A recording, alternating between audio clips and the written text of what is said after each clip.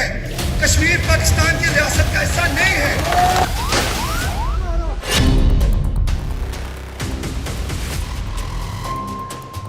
इतिहास गवाह है कि जब किसी देश की आवाम को रोटी के लिए मोहताज कर दिया जाता है तो सरहदें और खोखले राजनीतिक नारे अपने मायने खोने लगते हैं।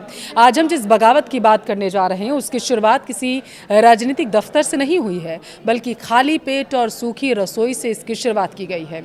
मैं बात कर रही हूँ पीओके की, जहाँ की जनता सड़क पर है और उसकी हजारों नहीं बल्कि लाखों वजह निकलकर सामने आई हैं। चलिए वीडियो को लास्ट तक जरूर देखिएगा। विस्तार से आपको बताऊंगी कि आखिर पाकिस्तान अधिकृत कश्मीर में हो क्या रहा है। नमस्कार, आपके साथ मैं पल्लवी रविंद्र सिंह। पीओके के रावलकोट में जो हो रहा है वो सिर्फ एक विरोध प्रदर्शन नहीं या उन लाखों लोगों के सब्र का टूटना है जिन्हें 7 दशकों से सिर्फ झूठ परोसा गया है, झूठे सपने बेचे गए। सोचिए, जिस सरकार का काम अपनी जनता की हिफाजत करना होता हो, अगर वही सरकार अपने ही लोगों का राशन पानी और बुनियादी ज़रूरतें बंद करने लग जाए, चोरी करने लग जाए, दबाने लग जाए, तो आखिर जनता क्या करेगी। बीते 22 दिनों से शहबाज शरीफ सरकार ने रावलकोट की घेराबंदी करके रखी हुई है, लेकिन भूख ने लोगों को डराने के बजाय निडर बनाकर रख दिया। आज पीओके का आम नागरिक पाकिस्तानी सत्ता और सेना की आंखों में आंखें डालकर कह रहा है कि अगर तुम हमें रोटी नहीं दोगे तो हमें तुम्हारी कोई ज़रूरत भी नहीं है। भूख और धोखे से उपजी साग ने अब एक ऐसा मोड़ ले लिया है जहां पीओके की जनता मदद की उम्मीद में भारत की तरफ टकटकी लगाकर देख रही है। और यही वजह है कि सवाल उठ रहा है कि क्या पाकिस्तान अपने ही बुने जाल में बुरी तरीके से अब फंस चुका है। दशकों से, आपको याद हो, कश्मीर के नाम पर राजनीति करने वाला पाकिस्तान अब उसके पैरों तले से जमीन खिसकने लगी है। पीओके की रावलकोट में बगावत की आग भड़क उठी है। हजारों लोग सड़कों पर हैं और मांग क्या कर रहे हैं? मांग यह है कि पीओके पाकिस्तान का हिस्सा अब नहीं है। पिछले 22 दिनों से शहबाज शरीफ सरकार के खिलाफ ऐसा प्रदर्शन किया जा रहा है जिसे देखकर पाकिस्तानी सेना भी खौफ में आ जाए। लेकिन सबसे बड़ी बात जो इस प्रदर्शन से निकलकर सामने आई है वो यह है कि पीओके के लोगों ने खुलेआम पाकिस्तान सरकार को चेतावनी दी, अगर हमारे हालात नहीं सुधरे तो हम भारत के साथ जुड़ जाएंगे, भारत में शामिल हो जाएंगे। लेकिन आपने कभी सोचा ये नौबत अचानक से आखिर आ क्यों गई? दरअसल पाकिस्तानी अधिकारियों ने रावलकोट और आसपास के इलाकों में खाने पीने की चीज़ों और दूसरी ज़रूरी सप्लाई पर पिछले 2 हफ्ते से बैन लगा रखा है। आटा, दाल, पेट्रोल जैसी बुनियादी ज़रूरतें, इनके लिए लोग तरस रहे हैं, उन्हें दी ही नहीं जा रही हैं। प्रतिबंध लगा दिया पूरी तरीके से।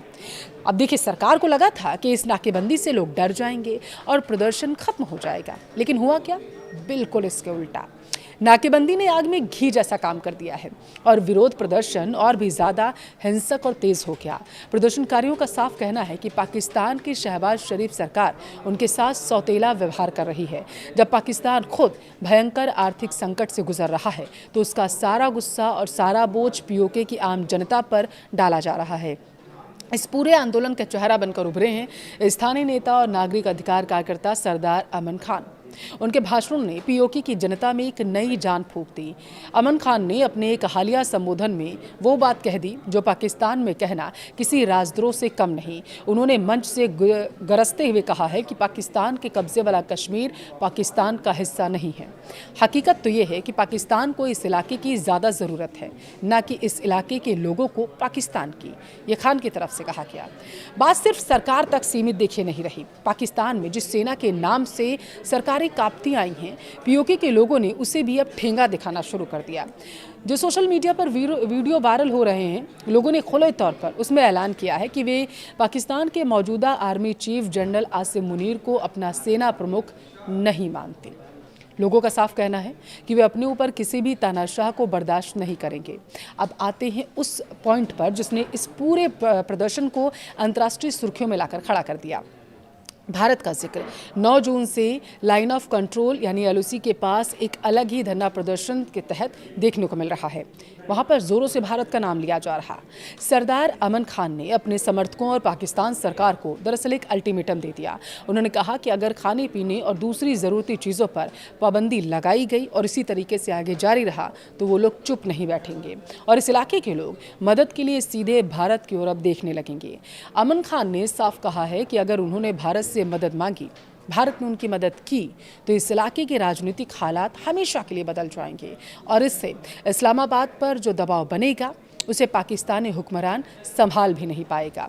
अब ज़रा सोचिए आप, एक तरफ भारतीय कश्मीर में विकास हो रहा है, स्मार्ट सिटीज़ बन रही हैं, पर्यटन रिकॉर्ड तोड़ हो रहा है, तो वहीं दूसरी तरफ पीओके में लोगों को 2 वक्त की रोटी के लिए भी अपनी सरकार से लड़ना पड़ रहा है। वो अनाज के लिए वहाँ पर त्राहिमाम हो रहा है, सड़कों पर लोग उतर आए और यही वो फ़र्क है जिसने पीओके की जनता की आंखें खोल कर रख दी। यह आग सिर्फ रावलकोट या पीओके तक सीमित नहीं है, इस आंदोलन की गूंज अब 7 समुंदर पार भी सुनाई दे रही है। विदेशों में रहने वाले कश्मीरी और पीओके के समर्थकों ने कई देशों में पाकिस्तानी दूतावासों और राजनयिक मिशनों के बाहर जोरदार प्रदर्शन किया है।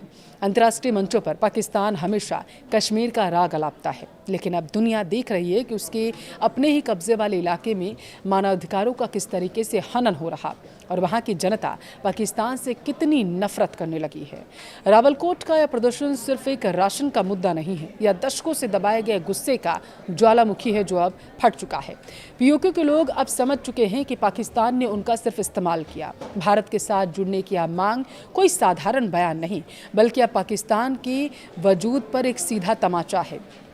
सरदार अमन खान के शब्द और रावलकोट की सड़कों पर गूंजते नारे इस बात का साफ प्रमाण है कि आप ताकत के दम पर ज़मीन तो कब्जा सकते हैं, लेकिन वहाँ के लोगों का दिल नहीं जीत सकते।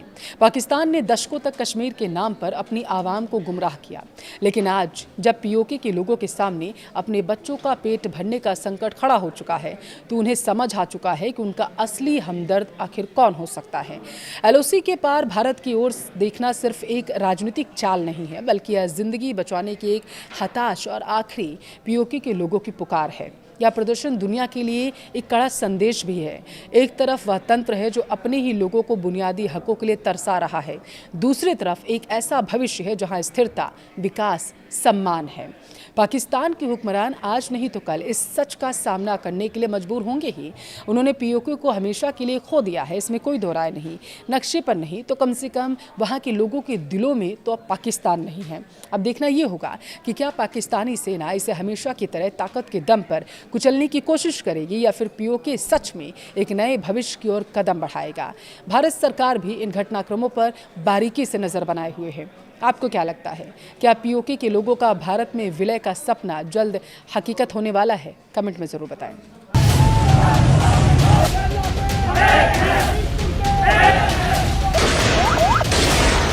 कश्मीर पाकिस्तान का हिस्सा नहीं है, कश्मीर पाकिस्तान की रियासत का हिस्सा